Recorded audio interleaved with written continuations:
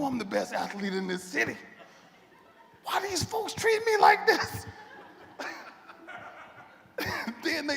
Well, you know, he ain't 240. You know, he ain't 6'4". I'm just 6'2". I'm just 189, you know? But ain't nobody gonna outwork me.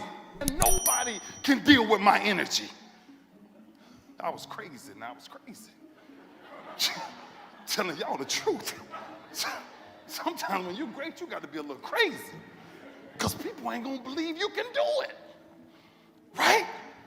But you know, you can't control that passion, man. You know, sometimes you just kind of have a fire. You need to keep those flames. Man, ain't nothing you can do about it. Like you don't really have much of a choice. Like you wake up in the morning and you go. Even if you tried to dial it back, it'll just build up, and then it'll just like come out 10 times worse than it was before. Yeah, you know, like I had goals. You know, I had expectations and things I wanted to accomplish. You know, and so like the outside world could not meet that for sure. Like I knew I wanted to win like 5, 6, 7 championships. You know what I mean? That was my goal. For me to come out and say that, people would think I was a lunatic. You know, so no matter what they said or what they threw at me, my expectations were certainly higher. I love it, right? I didn't want to be away from it. I wanted to play all the time. Like a lot of guys have fun hanging out in the pool in Vegas, and it's fine. There's a time and place for that, right? But like when I was 18, 20, 21 years old, I wanted to play basketball. I was consumed with this quest of trying to be the best, you know, and we weren't there yet. There's so many things I had to figure out. Like, am I training properly? Am I working on the right things on the court? There's so many things to do. I didn't have time to go and, you know, hang out over here. You're always being watched. You're always being watched. There are no breaks from being watched. Either it's your kids, it's your family, it's your friends, it's your competitors, and then there's one group of people that you're never gonna get to stop watching you, and that's your haters. I didn't have a scholarship to tell me that I had a future to chase. I didn't have anything. And then the guy asked me one day, he was like, what are you gonna do? I said, man, I'm gonna try to get into college. He said, well, we got to figure that out. This is my head coach. He said, we got to figure that out because there ain't no offers. I said, coach, you mean to tell me I ain't got one offer? Not one? Coach, I played every one of these dudes that they talking about. Because nobody could see my vision but me and God. Nobody believed in my vision but me and God. Nobody picked up a Bible every day of my life but me and God. Sunsets, 14 years old, I started reciting our Father's Prayer because I was so hungry, I was so broke, and I had nowhere else to go. And I started reciting our Father's Prayer. At 43, I'm still chasing the same sunsets because I became selfish for greatness. I became selfish to what everybody said couldn't be done. But what everybody said was impossible, God says all things are possible. I got to University of Miami.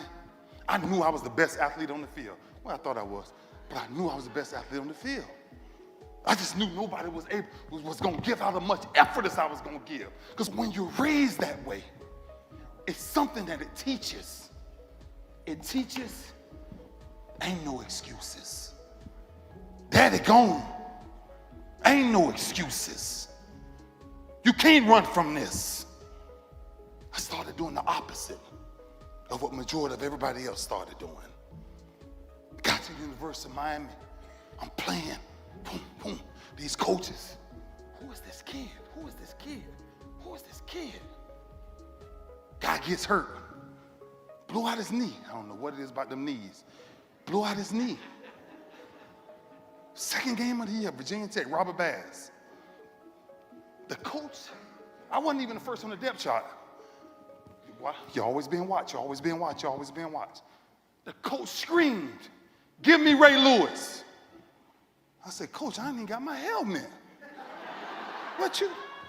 I didn't know I was going in. man, give me a helmet. Somebody give me something. I put that helmet on.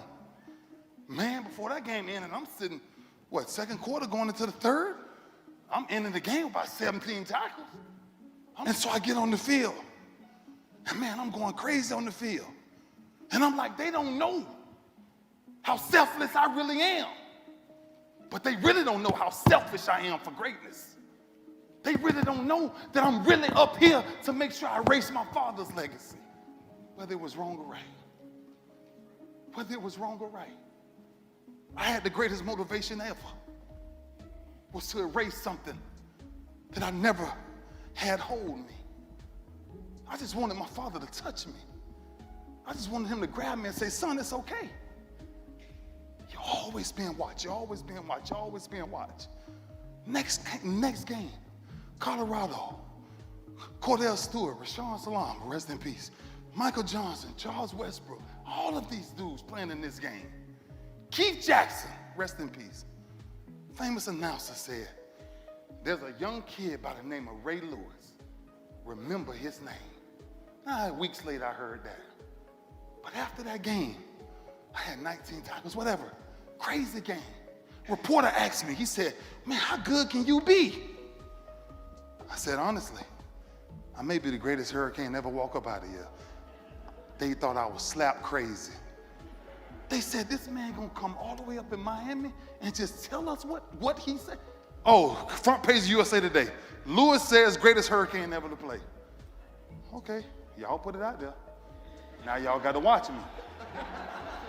Right? So when it started to happen, selfless, selfish. You wanna be remembered in life, do something that people dare to do.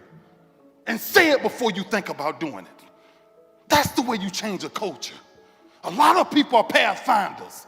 Ain't too many trailblazers left. Become a trailblazer. Because when you become a trailblazer, man, nothing determines what you're willing to chase. I started grabbing every one of my dudes. They said, man, why you sprint so much? Why you sprint everything you do? I said, look, we got one rule. Everybody touch the ball. Everybody touch the ball. Everybody touch the ball. We get in the meeting room. I became so selfless. I started telling the coaches, leave the room. I need my guys to understand me. I need them to sit down with me because we got to be on the same page. Y'all just calling plays. Let us talk. Selfish. I stayed after every day. Coach kept saying, why does this guy just keep staying after practice? Why does he keep running? Ray, you have not ran enough. I said, Coach, I'm going home to nothing. I had to walk past pimps, prostitutes, literally walk through a graveyard, get to this intersection, 6-lane intersection, and there was a man standing there saying, will someone help me cross? Will someone help me cross? And there were all of these people that kept passing by him. I said, I'll help you cross. So he told me he was going to my school and he was gonna sell candy there. That's how he made his living. So I helped him cross the street to get there. We became good friends. His name was Mr. Butler. When I started hiring people like Taraji and Viola Davis and Idris Elba, they couldn't get jobs in this town, but God blessed me to be in a position to be able to hire them. I was trying to help somebody cross. When I built my studio, I built it in a neighborhood that is one of the poorest black neighborhoods in Atlanta, so the young black kids can see that a black man did that and they can do it too. I was trying to help somebody cross. The studio was once a Confederate Army base, and I want you to hear this, which meant that there was Confederate soldiers on that base plotting and planning on how to keep 3.9 million Negroes enslaved. Now that land is owned by one Negro.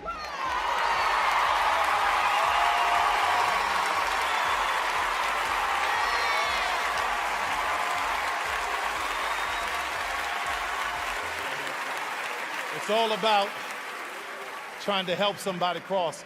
While everybody was fighting for a seat at the table, talking about Oscar so white, I said, y'all go ahead and do that. But while you fighting for a seat at the table, I'll be down in Atlanta building my own. Because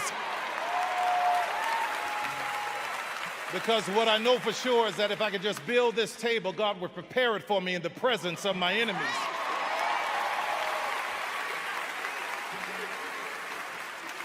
Every dreamer in this room, there are people whose lives are tied into your dream. Own your stuff, own your business, own your way. God bless you. Thank you.